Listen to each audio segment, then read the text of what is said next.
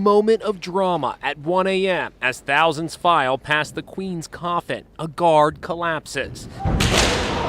2 Scotland Yard officers rush to help. That fall was pretty brutal. It was a full face plant right on the ground.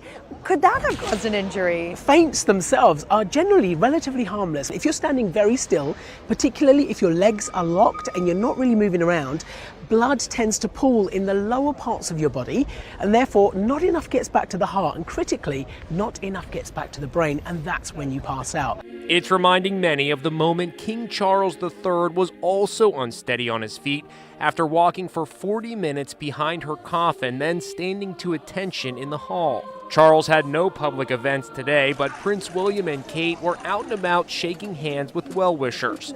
He stopped to admire a baby and spoke about his own children's reaction to the Queen's death. He told a well-wisher that he found walking behind the Queen's coffin yesterday very difficult, and that it reminded him of all those memories of walking behind Diana's coffin 25 years ago when he was just 15. A very emotional day for William today. But while William and Kate are winning hearts, King Charles is coming under fire from New York Magazine's The Cut. The magazine, which recently ran a flattering cover profile of Meghan Markle, is calling King Charles a big fussy baby and his reign of fussiness. The reason? 2 flashes of temper involving, of all things, pens. He growled at an aide to remove a pen tray during one signing ceremony, and 2 days later stormed out after he stained his fingers with a leaky pen.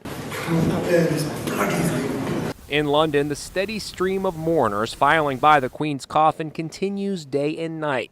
Inside Edition's Allison Hall is there. All of these people who have been waiting in line for hours behind me to pay their respects to the Queen have to go through airport-style security, a metal detector, bag checks. They're not allowed to bring in food or water, and when they get inside, they cannot take any photos. It's just part of a massive security operation underway for Monday's funeral. It's the biggest security arrangement that this country's ever had for the Queen's funeral.